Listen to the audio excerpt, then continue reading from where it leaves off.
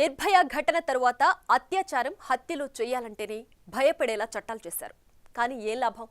Psycho killer, psycho రేపిస్టులకు ఇవేవి అడ్డుగా లేవు. అన్నింటికి తెగించారు. ఉరి తీసిన డోంట్ కేర్ అని సంజయ్ రాయ్ అంటున్నాడంటే అతడి మానసిక స్థితి, సమాజ బాధ్యతలపై చర్చ జరుగుతోంది. కేవలం కఠిన చట్టాలు నేరాలను ఆపుతాయా? ఎవరి బాధ్యత ఎంత అన్నది చర్చనీయాంశమవుతోంది. ఆడబిడ్డల మాన ప్రాణాలకు నిజమైన భద్రత ఎప్పుడన్న ప్రశ్నలు పెరుగుతున్నాయి. న్యాయం జరగడమంటే దోషులకు శిక్ష పడ్డమే కాదు, సమాజంలో మార్పు అవసరం. మరి ఆ మార్పు వస్తుందా? నిర్భయ ఘటన దగ్గర నుంచి హాత్రాస్, ఉన్నావ్, కథువా, ఇప్పుడు కోల్కతా, మధ్యలో మారిందేంటి?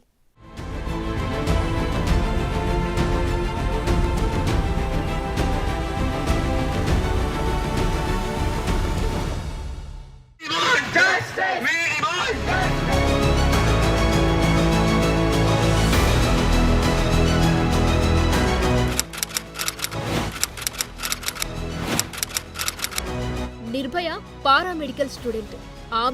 ఆమె స్నేహితుడు ఇద్దరు రాత్రి ఇంటికెళ్లేందుకు ఓ ప్రైవేటు బస్సు ఎక్కారు. ఆ బస్సులో ఉన్నది 6 మాత్రమే. ఇద్దరు ఎక్కగానే ఒక్కసారిగా బస్సు విండో కర్టెన్లు, డోరు మూసేశారు. ఏదో జరుగుతోందని అనుమానించిన ఆ ఇద్దరు దిగిపోతామని చెప్పారు. వెంటనే ఓ ఐరన్ రాడ్ తీసుకుని నిర్భయ స్నేహితుణ్ణి తీవ్రంగా కొట్టారు. నిర్భయను బస్సు వెనక్కు తీసుకుని వెళ్లి గంటసేపు ఒకరి తర్వాత మరొకరు తీవ్రంగా హింసించి అత్యాచారం చేశారు. ఈ ఘటన జరుగుతున్నంతసేపు బస్సును ఢిల్లీ వీధుల్లోనే దోషులు తిప్పారు. ఆ తర్వాత వారిద్దరిని బస్సు నుంచి తోసేసి వెళ్లిపోయారు. గుర్తించిన స్థానికులు పోలీసులకు సమాచారం ఇవ్వడం, హాస్పిటల్కు తరలించడం జరిగాయి. పోస్టుమార్టం రిపోర్ట్లో దారుణమేంటో బయటపడింది. ప్రైవేటు పార్ట్స్ ను తీవ్రంగా దెబ్బతీశారు. ఐరన్ రాడ్తో కొట్టారు. శరీరమంతా గాయాలు చేశారు. ఈ దారుణం గురించి తెలియడంతో ఒక్కసారిగా దేశమంతా తీవ్ర స్థాయిలో నిరసనలు వ్యక్తమయ్యాయి. ఢిల్లీ వీధుల్లో అయితే ఒకటే ఆందోళనలు. ఆడబిడ్డలకు రక్షణ ఇంకెప్పుడని నినాదాలు చేశారు. ప్రాణాలతో పోరాడిన నిర్భయ 2012 డిసెంబర్ 29న తుది శ్వాస విడిచింది. ఈ ఘటన దేశవ్యాప్తంగా సంచలనమైంది. సాక్షాత్తు దేశ రాజధానిలోనే మహిళలకు రక్షణ లేకపోతే ఇంకెక్కడ ఉంటుందని ఆందోళనలు జరిగాయి. దీంతో నాటి ప్రభుత్వం అత్యాచారం చేసి చంపాలంటేనే భయపడేలా నిర్భయ చట్టం తీసుకొచ్చింది.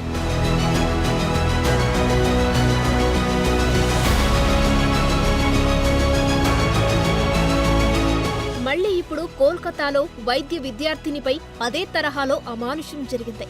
కఠిన చట్టాలు వచ్చినా సైకో రేపిస్టుల్లో మార్పు రాకపోవడంపై ఆందోళనలు పెరుగుతున్నాయి. దారుణం జరిగింది, మరి వెంటనే పకడ్బందీగా దర్యాప్తు జరగడం, ఈ ఘటనలో పాల్గొన్న వారిని సాక్ష్యాధారాలతో పట్టుకోవడం, శిక్ష పడేలా చేయడం, ఇవన్నీ తక్షణమే బాధిత కుటుంబానికి జరగాల్సిన న్యాయం. కానీ కోల్కతా ఆర్జీకర్ హాస్పిటల్లో మాత్రం జరిగింది వేరు అంటున్నారు. బెంగాల్ సీఎం మమతా బెనర్జీ పోలీసులకు 6 రోజుల టైం ఇచ్చారు. లేదంటే కేసు సీబీఐకి రిఫర్ చేస్తామన్నారు. కానీ కోల్కతా హైకోర్టు జోక్యం చేసుకుని కేసును సీబీఐకి బదిలీ చేయాలని ఆదేశించింది. దర్యాప్తులో పురోగతి లేదని, సాక్ష్యాలను ధ్వంసం చేసే అవకాశముందని హైకోర్టు ధర్మాసనం అభిప్రాయపడింది. హాస్పిటల్లో పరిస్థితులపైన, అక్కడి లోపాలపైన హైకోర్టు కీలక కామెంట్స్ చేసింది.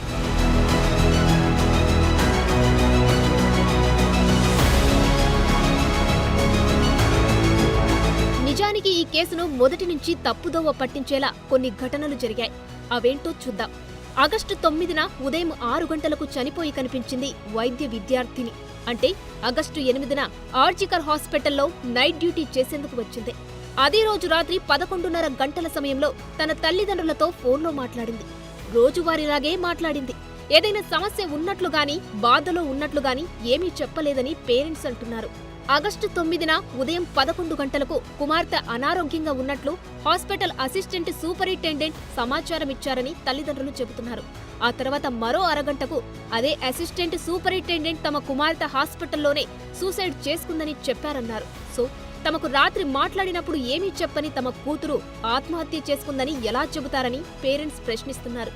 అంతేకాదు, శరీరం కింది భాగంలో డ్రెస్ లేనట్లు గుర్తించారు. ఇందులో ఒకరి కంటే ఎక్కువ మంది ఉంటారని విద్యార్థిని తల్లిదండ్రులు అనుమానాలు వ్యక్తం చేస్తున్నారు.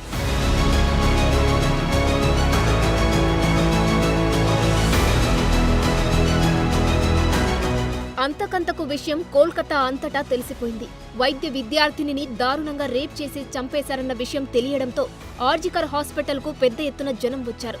సిటీ నడిబొడ్డున ఈ నిర్లక్ష్యం ఏంటని నినాదాలు చేశారు. దీంతో ర్యాపిడ్ యాక్షన్ ఫోర్సును రప్పించి సాయంత్రం పోస్ట్ మార్టం చేయించారు. ఈ రేప్ అండ్ మర్డర్ చేసినట్లుగా చెబుతున్న సంజయ్ రాయ్ గురించి కూడా కీలక విషయాలు వెలుగులోకి వచ్చాయి. అతడు పోలీసులకు సివిక్ వాలంటీర్గా పనిచేస్తున్నాడు. పోకిరి చేష్టలతో లోకల్గా ఉండేవాళ్లకు ఇబ్బంది కలిగించేవాడని గుర్తించారు. అతడు పుట్టినప్పటి నుంచి తనకు కష్టాలు మొదలయ్యాయని నిందితుడి తల్లి చెప్పడం చూస్తుంటే అతడి సైకో ప్రవర్తన ఎలాంటిదో అర్థం చేసుకోవచ్చు. పోర్న్ వీడియోలకు అడిక్ట్ అయినట్లు గుర్తించారు. ఒక ఘోరమైతే జరిగిపోయింది. కోల్కతాలో పీజీ వైద్య విద్యార్థినిపై రేప్ అండ్ మర్డర్ ఘటనతో యావత్ దేశం ఉలికిపడింది. బాధితురాలికి న్యాయం చేయడానికి బదులు నిందితుడిని రక్షించే ప్రయత్నాలు జరిగాయన్న డౌట్లు పెరుగుతున్నాయి. రోజు పెద్ద సంఖ్యలో రోగులు వచ్చే హాస్పిటల్లో సరిగ్గా సీసీ కెమెరాలు కూడా లేకపోవడం ఏంటన్న ప్రశ్నలను తెరపైకి తెచ్చాయి. సరైన సంఖ్యలో సెక్యూరిటీ లేకపోవడం కూడా అనుమానాలను పెంచుతున్నాయి. ప్రభుత్వాసుపత్రుల్లో నిర్లక్ష్యాన్ని ఈ ఘటన గుర్తు చేస్తుంది. నిర్భయ ఘటన తర్వాత కఠిన చట్టాలు వచ్చినా నేరాలు అరికట్టడంలో వైఫల్యాలు జరుగుతూనే ఉన్నాయి. హత్రాస్ నుంచి ఉన్నావ్ వరకు, కథువా నుంచి కోల్కతా వరకు ఇదే దారుణ ఘటనలు రిపీట్ అవ్వడం సభ్య సమాజం తలదించుకునేలా చేస్తున్నాయి. కోల్కతా పీజీ వైద్య విద్యార్థినికి న్యాయం జరగాలి, దోషులు ఎందరుంటే అందర్నీ శిక్షించాలన్న డిమాండ్లు పెరుగుతున్నాయి. సిబిఐ టీం ఇప్పుడు అదే పనిలో ఉంది.